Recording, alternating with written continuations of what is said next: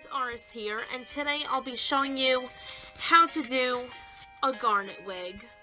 Now, this was requested by someone in the comments like 3 years ago when I did Pearl. Pearl's growing on me. That's another video. Why did I just express my feelings of Pearl? I don't know.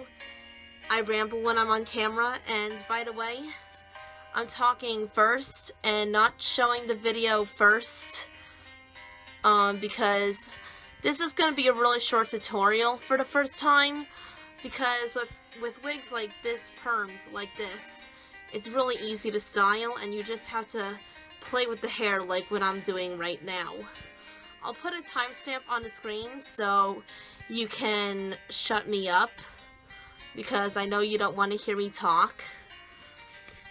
Also, shout out to my friend Rachel, because I styled this wig for her. If you know me from Instagram, something you may not know about me is that I'm a pretty good wig stylist. Like, I'm excellent at it. You might not think so, because this wig I'm wearing probably looks like it needs a lot of brushing, and it does. But that's because I've been wearing it a lot. And this ruby wig, well, you could say it's garnet, because, let me back up a little, it does kind of look like garnet more, but when you think about it, the other rubies, like the Ruby Squad, have the same hair as garnet, so you could cosplay Ruby with this kind of styled wig.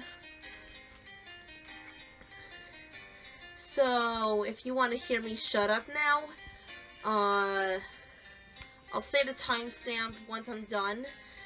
Once I say, on to the video. Okay, so the first step is just tease the hair of the wig. That's all you have to do.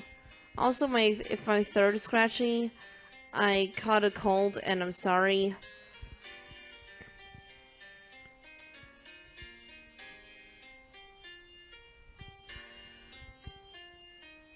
Just keep pushing the hair, however you say it,